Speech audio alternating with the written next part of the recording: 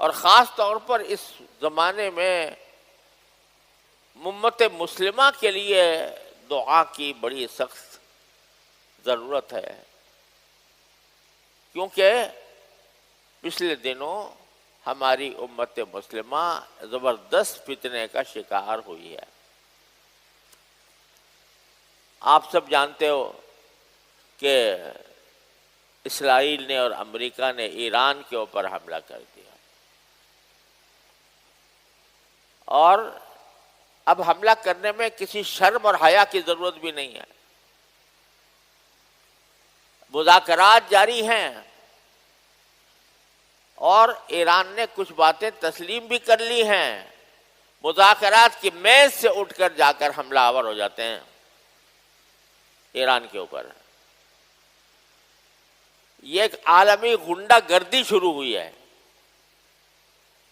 کہ ٹرمپ صاحب جب چاہیں تو کسی ملک کے اوپر جا کر اس کے بادشاہ کے محل کے اوپر جا کر بمباری کر کے اس کو مار دیں اور اس پہ قبضہ کر لیں۔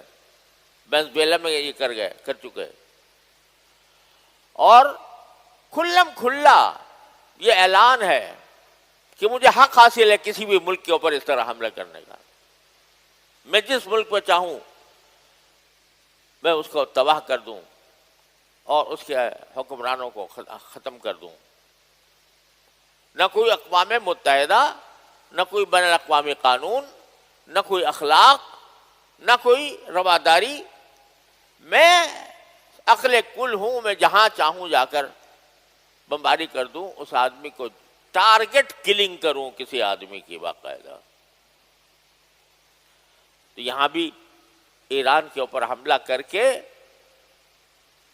اسرائیل اور امریکہ نے امت مسلمہ کے خلاف زبردست سازش کھڑی کی ہے۔ مقصد اس کا یہ ہے کہ مسلمان آپس میں متحد نہ ہوں، مسلمانوں کو مسلمانوں سے لڑا دیا جائے۔ ایران پر حملہ ہوا، مذاکرات کے عین درمیان ابھی بات چیت مکمل ہونے والی تھی اور حملہ ہو گیا، اور اس کے سربراہ کو باقاعدہ نشانہ بنا کر قتل کیا گیا۔ یہ جنگل کا قانون، یہ عالمی غنڈہ گردی، اس کا ارتکاب کیا اس رمضان کے اندر۔ مجھے افسوس ہے کہ بعض اوقات لوگ یہ کہنے لگتے ہیں کہ بھئی وہ تو شیعہ لوگ تھے اور ایران سے ہمارا اختلاف ہے اور فلانا۔ خدا کے بندو، اس امریکہ اور اسرائیل نے اس پر اس لیے حملہ نہیں کیا کہ وہ شیعہ تھا، وہ اس لیے حملہ کیا کہ وہ عالم اسلام کا ایک رکن تھا، اور اس کے نتیجے میں اس کو حملہ کرنے پر اکسایا خلیج کے ممالک کے اوپر، کیونکہ امریکی اڈے وہاں پر موجود تھے۔ تو ان امریکی اڈوں سے بظاہر ایران پر حملے ہوتے ہوں گے، تو اس ایران نے یہ کہا تھا کہ اگر مجھ پر حملہ ہوگا تو میں ان امریکی اڈوں کو نشانہ بناؤں گا۔ لیکن امریکی اڈے تو کیا نشانہ بنتے، پتہ نہیں کس حد تک بنے، اللہ ہی جانے۔ لیکن اس کے نتیجے میں خلیج کے ملکوں میں شہری مر رہے ہیں، شہری سہولیات کو ختم کیا جا رہا ہے، اور اس میں جو شہری عمارتیں ہیں وہ تباہ ہو رہی ہیں۔ مقصد کیا ہے کہ کسی طرح ان کو آپس میں لڑا کر اور ہماری اپنی چودراہٹ قائم ہو جائے۔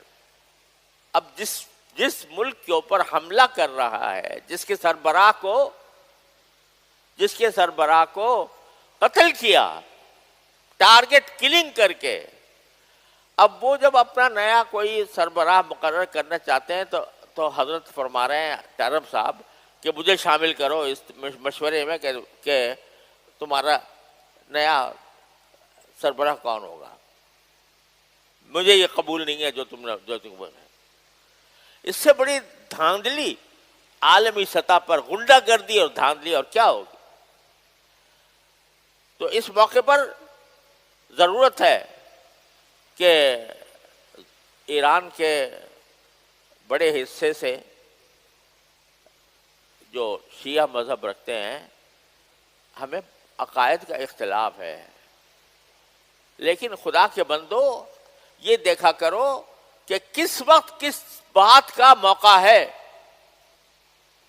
کیا یہ وقت ایسا ہے کہ اس میں شیعہ سنی اختلافات کو ہوا دی جائے؟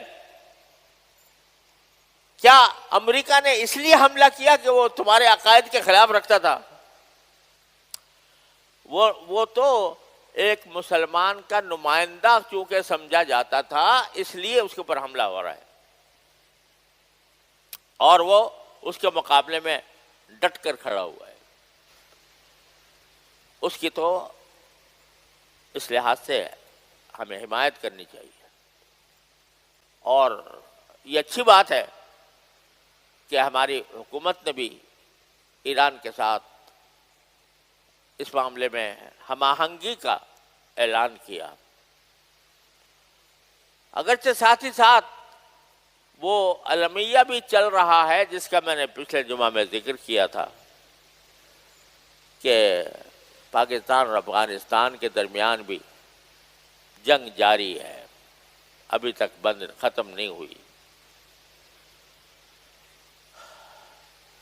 اور پچھلے جمعہ میں نے عرض کیا تھا تفصیل کے ساتھ کہ کیا وجوہ ہیں جن کی بنا پر یہ جنگ شروع ہوئی اور جاری ہے. اگرچہ دل یوں چاہتا ہے کہ چونکہ دونوں طرف مسلمان ہیں، ادھر بھی مسلمان ادھر بھی مسلمان، اس لیے کم از کم رمضان میں یہ جنگ بند ہو جائے، رمضان کی حد تک. پھر سوچتے رہیں. اس وقت تو پورے عالم اسلام کا نقشہ بدل رہا ہے، پورے عالم اسلام کے اندر حکمت عملی پر از سر نو غور کرنے کی ضرورت ہے. تو اس غور کا موقع دیتے ہوئے رمضان کی ساعات کو اگر آپس کی لڑائی کے لیے استعمال نہ کیا جائے تو دل یوں چاہتا ہے. لیکن مقدرات ہیں، اللہ تبارک و تعالی کی طرف سے ہمارے مقدر میں یہی آ گیا کہ رمضان کا مہینہ بھی ہو اور مسلمان سے لڑتا بھی رہے. بہرحال اس کے لیے بھی دعا کرنے کی ضرورت ہے. راتوں کی تنہائی میں اللہ تبارک و تعالیٰ کی بارگاہ میں حاضر ہو کر اللہ سے یہ فریاد کریں کہ اللہ ہم ان فتنوں میں گھر گئے ہیں، اور اسرائیل اور امریکہ اس فکر میں ہے کہ کسی طرح مسلمانوں کی اینٹ سے اینٹ بجا دیں اور ان کو آپس میں لڑا کر یا آپس میں لڑ بڑھ کر خود ختم ہو جائے.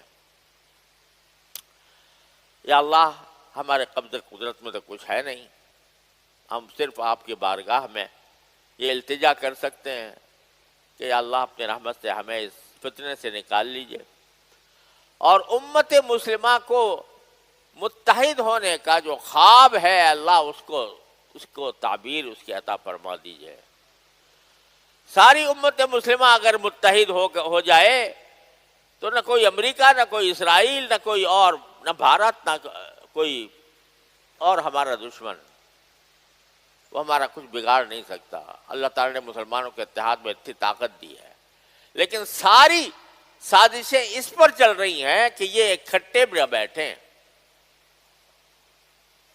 ان کو لڑاؤ. کبھی فرقہ واریت کی بنیاد پر لڑاؤ، کبھی ان کو اس طرح لڑاؤ کہ یہ ایک دوسرے کو کافر کہنا شروع کر دیں، کبھی اس طرح لڑاؤ کہ ان کو یہ کہیں کہ یہ ہمارے اوپر جارحیت کا ارتکاب کرتے ہیں، لہذا ہم ان سے لڑنے کو تیار ہیں. مختلف اندازوں سے مسلمانوں کو لڑایا جا رہا ہے، لیکن اس ساری کائنات میں جو کچھ ہو رہا ہے وہ اللہ جل جلالہ کی قدرت سے، اس کی رحمت سے باہر نہیں ہے۔ لہذا ہم اگر اور کچھ نہیں کر سکتے تو کم از کم رمضان کی تنہائیوں میں، رمضان کی راتوں میں اللہ سے فریاد تو کر سکتے ہیں کہ اللہ ہمیں اس مصیبت سے نجات عطا فرما دیجیے، اور مسلمانوں کو لڑانے کی جو سازشیں ہو رہی ہیں ان کو ناکام بنا دیجیے، اور اللہ تبارک و تعالی ہمیں صحیح موقف، صحیح راستہ، ہمیں بھی، ہمارے حکمرانوں کو بھی، ہمارے اہل سیاست کو بھی یا اللہ صحیح راستہ سجھا دیجیے، ایسا راستہ جو ہمارے ملک کے لیے، ہماری ملت کے لیے، ہماری امت مسلمہ کے لیے بہتر ہو۔ یہ دعا بھائی ہر مسلمان کم از کم یہ دعا کا، اس دعا کا وظیفہ بنا لے رمضان کے اندر، تو کچھ بھائی دیں کہ اللہ تعالیٰ ہمارے دن بدل دیں۔ اللہ تعالیٰ اپنے فضل و کرم سے ہم پر رحم فرمائے۔ وآخر دعوانا الحمدللہ رب العالمین۔